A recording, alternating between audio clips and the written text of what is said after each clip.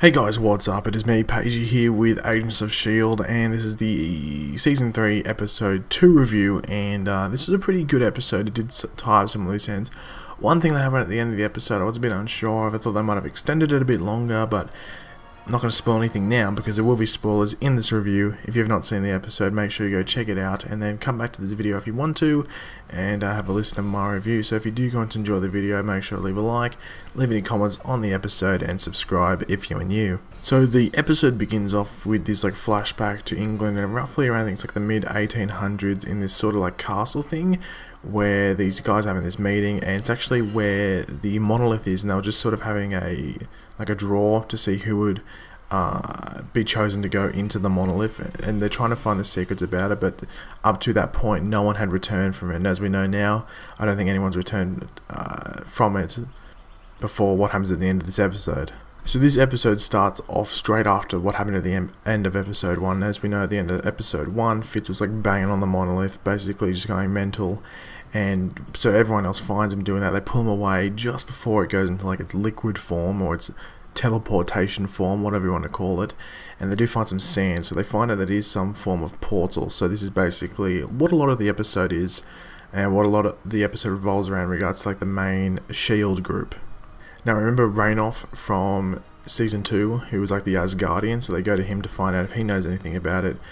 He does, but he's sort of on the edge, he's not really blabbering out information, but he does know some stuff.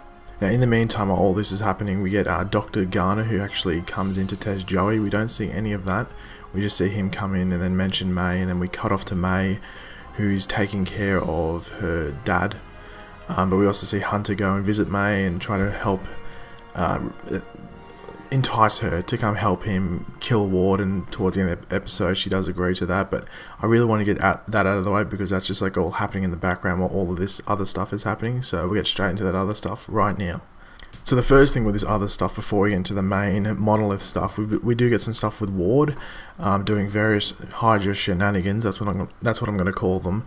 And we also get him basically abducting Baron von Strucker's son, but then it ends up being a recruitment phase because he is able to get out of that situation where they're trying to get all these bank passwords and stuff like that. So he's going to be one of the main keys to trying to revive Hydra, which will probably play out through the rest of this season. Now this is the main stuff, which is the monolith stuff. So essentially we get the group, or the main group, which is Bobby, Coulson, Mac, Chloe and Fitz, and Rainoff, who's with them. They visit the castle in England, which was from the flashback, which is pretty cool, so that actually played some sense into the rest of the episode, which is good to see. Now they find this secret passage, and inside the secret passage is this, I'm just going to call it a steampunk machine, because that's what it looked like, just all steampunk, which is pretty cool. But essentially what this machine does is able to open and close the monolith's portal at will, so if they could just turn it on, it opens, which is pretty cool. But the thing is, it when they turn it on, it goes with against what's her name? Did I just call it Chloe? I meant to say Daisy before, but it goes against Daisy's powers, and essentially Daisy passes out. The machine breaks, and then it's actually figured out that Daisy's powers alone can actually open up the monolith portal. But obviously she's not used to using her powers for an extensive amount of time, so they know that there is a time limit which the portal can be open at one time. So the main idea for this was actually to send a camera in, see what was going around the earth, but obviously Fitz, desperate to get Simmons back, just ties the rope to himself, or the chain, whatever you want to call it, and just dives into the portal himself.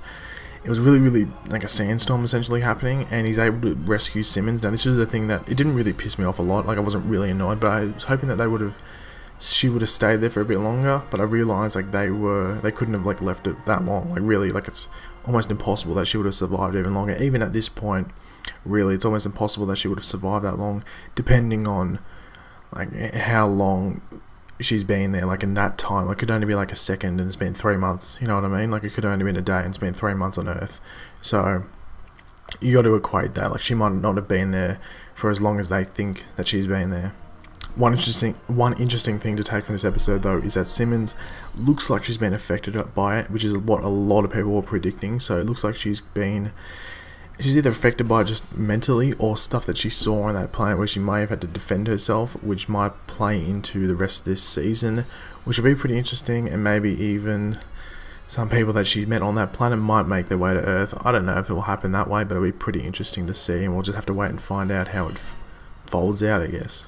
And then, like, the end credit scene which they have at the end of every episode, which is Von Strucker's son. I can't remember his first name. We'll learn it throughout the season. He enrolls in one of Dr. Garner's classes, which will be pretty interesting. It's probably going to be his way of, like, possibly infiltrating S.H.I.E.L.D. or something like that. We'll have to wait and see how it folds out. So overall, this episode was pretty good. I'd probably give it about 3.5 out of 5 for a S.H.I.E.L.D. episode. And it'll be pretty interesting to see how it folds out throughout the rest of the season. So if you enjoyed the video, make sure to leave a like, leave any comments on what you thought on this episode, and subscribe if you're new. I did a flash review earlier, make sure you go check that out. And I'll catch you later. Goodbye.